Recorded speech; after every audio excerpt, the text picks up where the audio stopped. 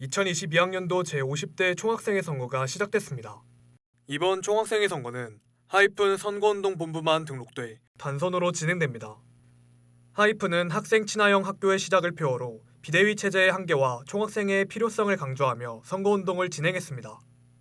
하이픈의 핵심 공약은 크게 6가지로 각각 소통의 혁신, 학생 참여형 교육제도 구축, 문화 복지가 있는 학교, 학생 친화형 학교 환경 구축, 학생 주거 환경 개선, 총학생의 혁신입니다.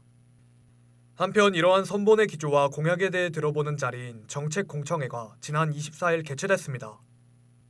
이번 정책공청회에서는 교내 언론사 질의를 필두로 하여 학우 질의, 실시간 채팅 질의를 바탕으로 후보자들을 상대로 다소 엄격한 검증 절차가 이뤄졌습니다. 이번 선보는 되게 준비를 많이 한 선본이라는 것을 느낄 수 있었습니다. 지금까지 누적된 문제들을 한꺼번에 다루는 모습이 인상적이었습니다.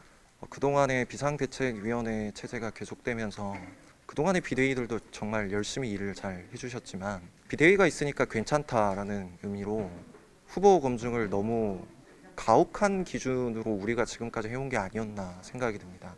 충분히 준비가 돼 있고 할 의지가 있는 후보라면 이제는 우리가 투표에 참여해서 총학생회를 다시 출범시켜도 되지 않을까 그런 기대를 하고 있습니다.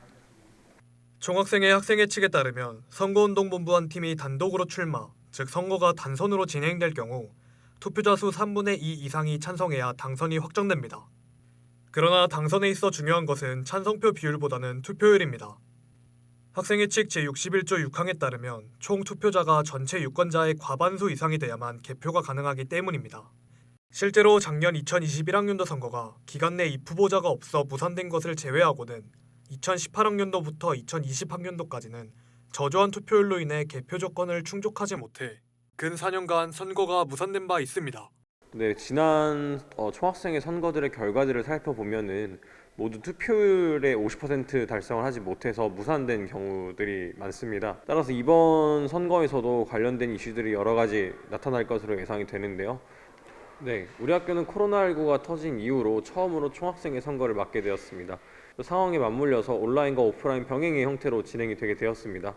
중앙선거관리위원회에서는 이러한 상황에 원활한 선거와 학우분들의 공정한 투표권 행사를 보장하기 위해서 여러 노력을 다하고 있습니다. 앞으로도 공정한 선거가 진행될 수 있도록 중앙선거관리위원회는 최대의 노력을 다할 것입니다. 이번 총학생회 투표는 11월 29일부터 12월 1일까지 진행됩니다. 당선의 핵심 관건인 투표율 미달 시에는 12월 2일 오후 6시까지 연장 투표를 실시합니다.